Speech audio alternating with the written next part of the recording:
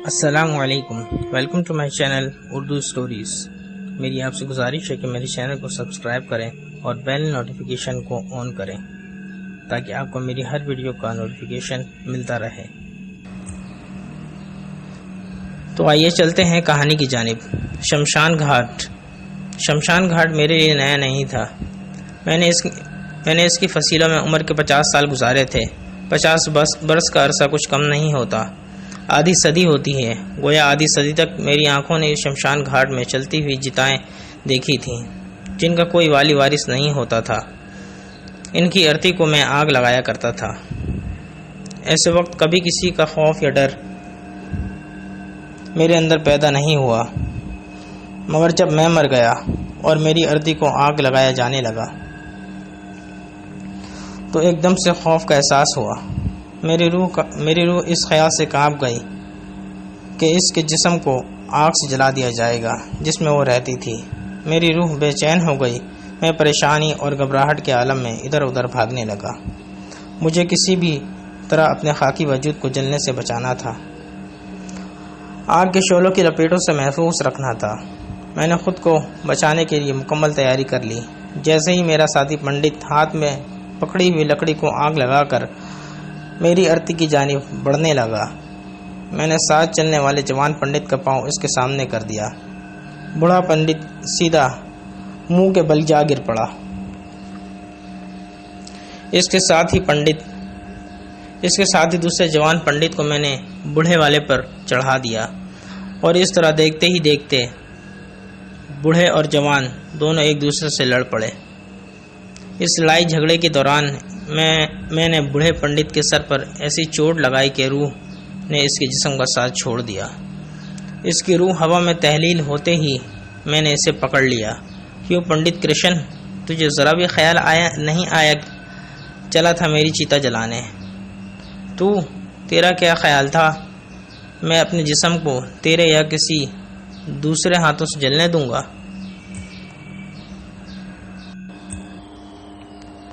یہ تو کیا کہہ رہا ہے رام؟ اس دنیا میں ہر ایک کو اپنے مذہبی اصولوں کے مطابق مرنے کے بعد سپرد خدا کیا جاتا ہے۔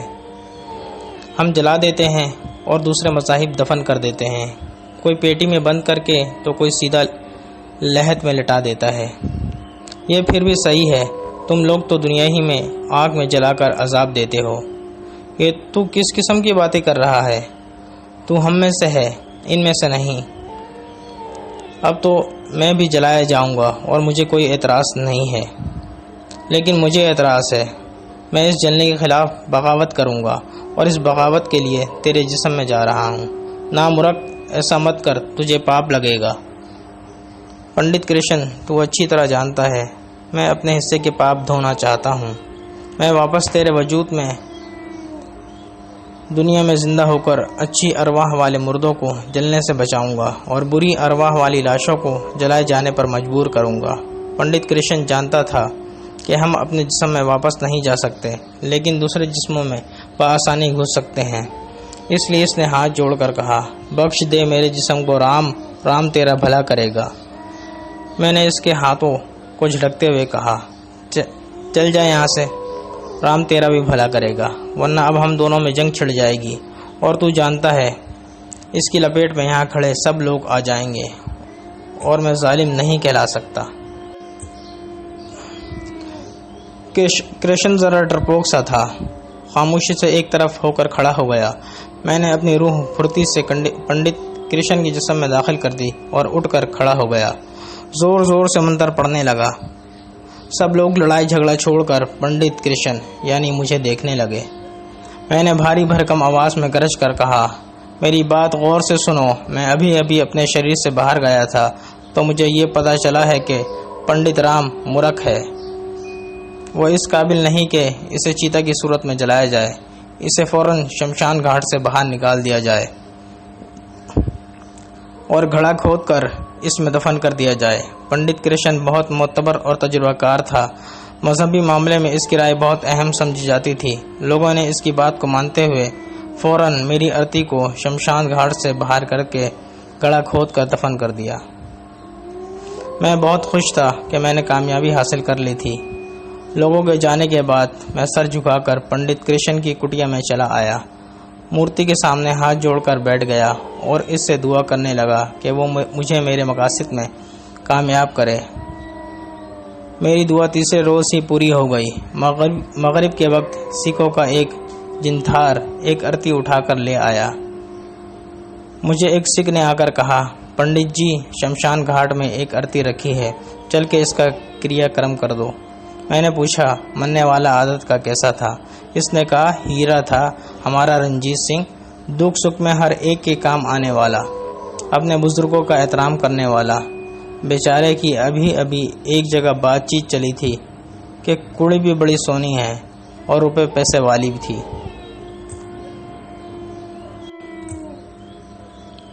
اس کی باتوں سے یہ اندازہ ہو گیا کہ مرنے والے کو جلایا جانا ایک ظالمانہ فصل ہوگا، اسے دفنا دیا جائے، لیکن فوراً اپنے منہ سے یہ بات کہہ دینا مناسب نہیں تھی۔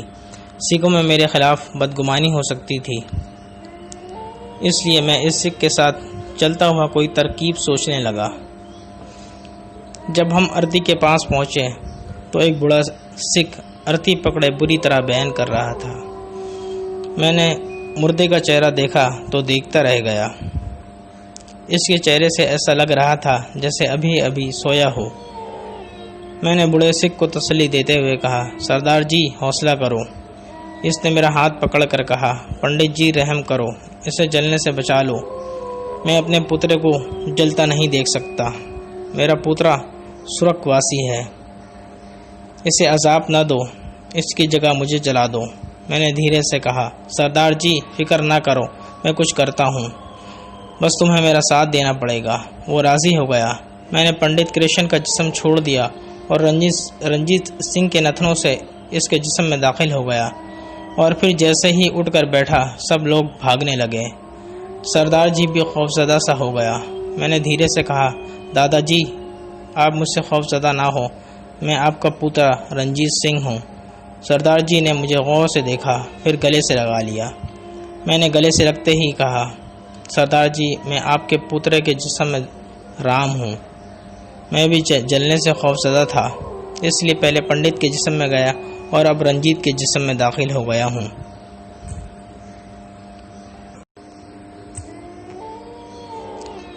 مجھے اپنا پوترا سمجھ کر گھر لے چلیں، میں آپ کے رنجیت کی طرح آپ کی خدمت کروں گا، سردار نے کہا۔ پر تیرے زندہ ہونے کی وجہ تو معلوم ہو، ایسے تو سب تجھے بھوت سمجھیں گے، میرے رنجیت کا بھوت۔ میں نے پوچھا، سردار جی یہ بتائیں رنجیت کی موت کیسے ہوئی تھی؟ وہ دل کا دورہ پڑنے سے مرا تھا اور بس پھر کام بن گیا۔ آپ کسی بھی ڈاکٹر سے اس بات کی تصدیق کرا لیں کہ دل کے دورے سے مرنے والا شخص بعض اوقات زندہ بھی ہو سکتا ہے، کیونکہ جب تک دماغ زندہ ہوتا ہے انسان زندہ ہو سکتا ہے، اور دماغ سب سے آخر میں مرتا ہے۔ اس دلائل اور تصدیق کے بعد مجھے سردار امر سنگھ کے گھر میں جگہ مل گئی۔ وہ میرا شکر گزار تھا کہ میں نے اس کے پوترے کے جسم کو جلنے سے بچا لیا، حالانکہ یہ میری پہلی جیت تھی۔ میں نے ایک اچھے شخص کے جسم کو جلنے سے بچا لیا تھا۔ واپس زندگی میں لوٹ آنے پر سکھوں میں خوشیوں کی لہر دوڑ گئی۔ دور دور کے رشتہ دار بھی مجھ سے یعنی رنجیت سے ملنے کے لیے آنے لگے۔ ان میں رنجیت کے سسرال والے بھی تھے، اور رنجیت کی اچانک موت سے رشتہ ختم ہو گیا تھا۔ سسرال والوں نے دوبارہ اسے جوڑنے کی خواہش ظاہر کی۔ سردار جی میری حقیقت کو جانتا تھا، اس لیے اس نے صاف طور پر انکار کر دیا اور یہ کہہ دیا کہ اب وہ میری شادی نہیں کرے گا، ہمیشہ کنوارا رہے گا۔ اس بات سے خاندان میں عجیب بے چینی سی پھیل گئی۔ لوگ مجھے عجیب نظروں سے دیکھنے لگے، مجھ سے سوال کرنے لگے۔ میں نے ان سے کہہ دیا کہ چند دنوں کے لیے خاموش ہو جائیں، میں وقت کے ساتھ دادا جی کو راضی کر لوں گا۔ میں وقت گزرنے کے ساتھ یہ محسوس کر رہا تھا کہ سردار جی نے پوترے کے جسم کو تو قبول کر لیا ہے، مگر میری روح کو پسند نہیں کرتا۔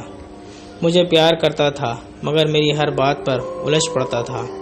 شادی کے موضوع پر ایک رات ہمارے درمیان ایسی بحث چل نکلی کہ میں نے غصے میں سردار سے کہہ دیا کہ اگر اس نے میری شادی نہیں کی تو میں اس کے پوترے کا جسم چھوڑ جاؤں گا۔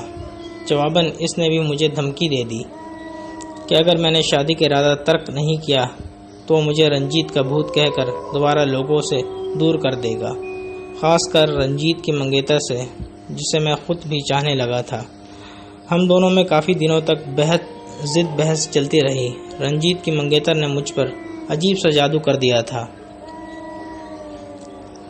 وہ جب بھی مسکراتی ہوئی میرے سامنے سے گزرتی تھی تو میں سحر زدہ سا ہو کر رہ جاتا تھا۔ میں نے تہیہ کر لیا تھا کہ بہرحال میں امرتا سے شادی کر کے رہوں گا، چاہے سردار جی کی جان ہی کیوں نہ لینی پڑے۔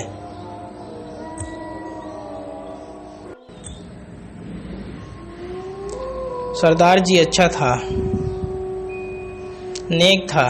میں نے نیک اور اچھے لوگوں کی ارتی جلنے سے بچانے کا عہد کیا تھا، مگر اس وقت وہ میرے لیے برا بن چکا تھا، اور انسانی فطرت ہے کہ جو چیز اس کے لیے بری بن جائے وہ اسے اپنی نظروں کے سامنے برداشت نہیں کرتا، ہر قیمت پر ہٹا دیتا ہے۔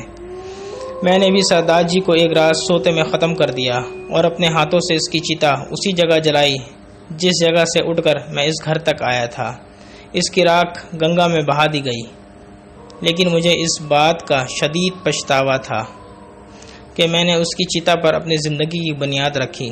سردار جی خاندان کے بزرگ تھے، ان کا سوگ پورے اہتمام کے ساتھ منایا گیا۔ اس کے بعد میرے رشتے کی بات طے ہو گئی تھی اور میری شادی امرتا سے ہوئی۔ امرتا سنگھ میری شریک حیات بن گئی۔ وہ میرے ساتھ بہت خوش تھی، لیکن میں جب بھی اس کے قریب ہوتا تھا سردار جی کی آواز میری سماعت سے ٹکراتی۔ پنڈت، تو نے یہ اچھا نہیں کیا، ہمارے سکھوں کی نسل خراب کر دی، میں تجھے آرام سے زندگی گزارنے نہیں دوں گا۔ 9 مہینے کے بعد اس کی دھمکی سچ بن کر میرے سامنے چلی آئی۔ میرے گھر میں لڑکے کی ولادت ہوئی، وہ مردہ پیدا ہوا تھا، لیکن پھر ایک دم سے اس میں جان آ گئی۔ اس کی بٹن جیسی آنکھیں جس میں میرے لیے عجیب سا غصہ تھا۔ وہ جب بھی میری طرف دیکھتا تھا مجھے ایسا لگتا کہ سردار جی دیکھ رہا ہے۔ میں نے اپنے اندر کے خوف کو چھپاتے ہوئے ایک رات اپنی بیوی سے کہا، امرتا، تم ایک حسین جسم کی مالک ہو، واحد گرو نے تمہیں سدا اسی طرح رہنے کے لیے پیدا کیا ہے، اور میں بھی یہی چاہتا ہوں کہ تم سدا باہر رہو۔ امرتا نے ہنستے ہوئے کہا، تو پھر اس کے لیے کیا کرنا ہوگا مجھے؟ تم اپنے بچوں کو کسی دایا کے حوالے کر دو۔ اگر بچے ماں کی گود میں رہیں، اس کا دودھ پئیں تو جسم اپنی خوبصورتی کھو دیتا ہے۔ میں جانتا تھا عورت اپنے حسن کے حوالے سے ہر دلیل قبول کر لیتی ہے۔ اس نے میری بات مان لی اور میں نے اپنے بیٹے دلیر سنگھ کو دایا کے حوالے کر دیا۔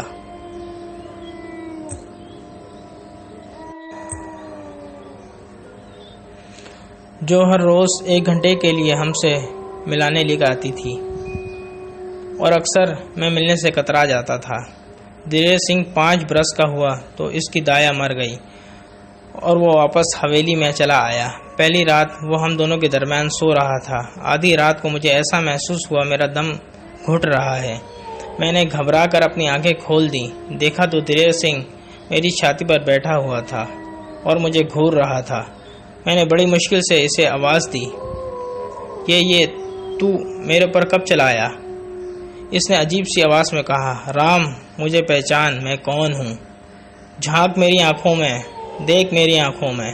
میں ایک جھٹکے سے اٹھ کر بیٹھ گیا، اسے اٹھا کر پلنگ کے نیچے کی طرف اچھال دیا۔ وہ پلنگ سے نیچے گرتے ہی اچھل کر کھڑا ہو گیا اور زور زور سے کہے لگانے لگا۔ اس کے کہے صرف مجھے سنائی دے رہے تھے اور میری آواز اس تک پہنچ رہی تھی۔ میری بیوی امرتا بے خبر سو رہی تھی۔ میں نے گرج کر کہا، سردار جی، شرافت اسی میں ہے، تم میرے بیٹے کی جسم کو چھوڑ دو، ورنہ۔ میرے بیٹے دلیر سنگھ نے سردار کی آواز میں کہا، ورنہ کیا؟ تو میرا کچھ نہیں بگاڑ سکتا۔ جو کچھ تو نے بگاڑنا تھا بس بگاڑ لیا، میری نسل میں شامل ہو کر ہماری برادری کی لڑائی کو خراب کر دیا۔ میں تجھے اس کی بھیانک سزا دوں گا۔ تیرے ساتھ وہ سلوک کروں گا جو اپنے بال خود نوچے گا، موت کے لیے میرے آگے فریاد کرے گا۔ جس آنکھ سے بچنے کے لیے تو نے ایک کے بعد دوسرا روپ دھارا، میں اسی چتا کی آگ میں تجھے جلنے پر مجبور کر دوں گا۔ میں تیزی سے پلنگ سے نیچے اتر گیا اور اس کی گردن دبوچ لی۔ میرے اس طرح اترنے سے پلنگ میں ہلچل مچ گئی تھی، جس سے امرتا سنگھ کی آنکھ کھل گئی۔ اس نے مجھے فوراً آواز دی، رنجیت، یہ کیا کر رہے ہو؟ اپنے ہی بیٹے کی گردن دبا رہے ہو؟ میں نے بیوی کی آواز سنی تو ایک دم سے اسے چھوڑ دیا، پلٹ کر بیوی کو دیکھنے لگا۔ مم، میں اسے اٹھا رہا تھا امرتا، پتہ نہیں کیسے یہ پلنگ سے یہاں آ گیا۔ دلیر سنگھ نے کہا، بے جی، باپو جھوٹ بول رہا ہے، یہ مجھے پتہ نہیں کیوں ماننا چاہتا ہے، مجھے بابو سے بچا لے بیبی۔ یہ قسط یہیں پر ختم ہوئی۔ آپ کو یہ کہانی کیسی لگی؟ مجھے کمنٹ باکس پر اپنے کمنٹ کر کے ضرور بتائیں۔